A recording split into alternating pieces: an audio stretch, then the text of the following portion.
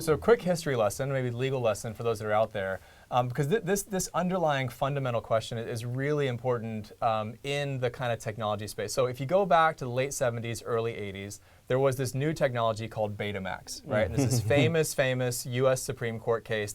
With Betamax, people all of a sudden had the ability to record television shows in their own home. Right? And so the question at the time was, the people like Sony and a lot of the content creators that were fighting against this technology, they said the only valid use of this technology was violation of copyright, right? You can only use this for a bad purpose, so therefore the Betamax technology itself should be illegal, right? Now conversely, those that created the Betamax, they said, no, there's a lot of different uses that you can have for this technology. Just because there is one possible bad use, it doesn't mean the entire use is illegal. And in fact, they made the distinction that it's the person and the way they use that technology that determines whether or not it is ethical and or legal, right? So now fast forward to YouTube, right? YouTube has been sued many times about the content that's on there. And so the question is it YouTube's fault that people are violating copyright laws, or is it the people that are putting the content on YouTube that are violating these laws, right? Is it the technology or the user, right? And so these kind of battles have waged on, and in Europe, in China, and the US, the legal systems there have kind of analyzed this question differently, and they've come up with conclusions based on their own kind of cultural and legal background for that question, okay? So I then throw that question, now with that in mind, thinking about all these new technologies, we've talked about driverless vehicles, we've talked about facial recognition software, we've talked about all these cool new technologies, it leads us to this kind of last and underlying question. Who should be responsible for these technologies? Like, assuming technology in and of itself can't be inherently bad, let's assume it's neutral, let's assume it's amoral. Whose responsibility is it to ensure that these technologies are being used in proper ways? Is it the creator and owner of that technology, like the creator of the Betamax, or is it the people? Are they the people that are actually utilizing that technology? Say, like Silk Road and other people.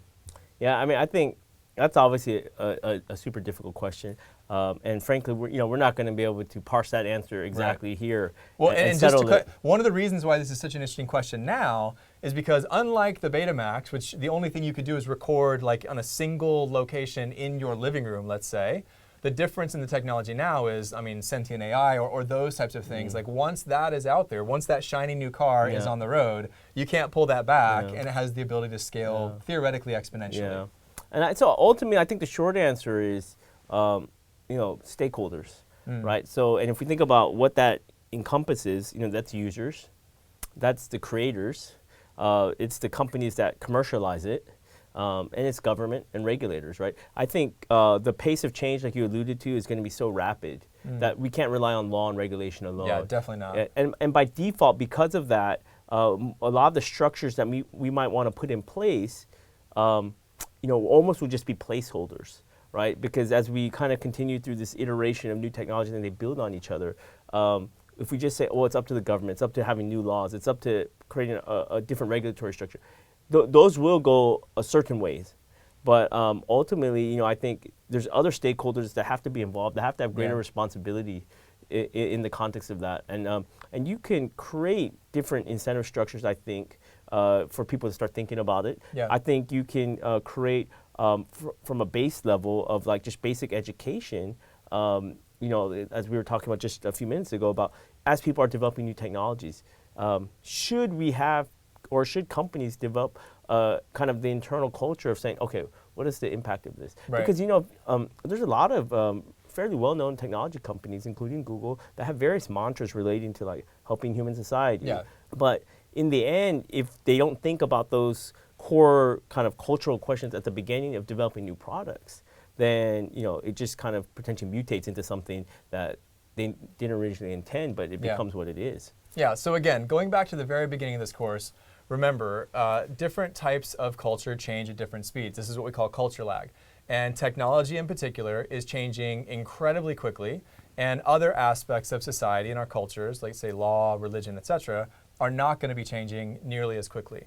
So what that means is, as David said, we're not going to be able to rely solely on legislation, solely on the government in order to regulate and kind of police these things. And so that's why it's so much more important for us to think about the moral implications of these technologies and for us to rely on other stakeholders, including the consumer, you and I, and the innovators that are actually bringing these changes to the marketplace. So for the remainder of this module, we're going to focus primarily on these innovators, focus on these different business models, people that are choosing right at the outset to build business models that not only hopefully will have profit and sustainability, but will also do some type of social good, social benefit within the context of their actual service and product.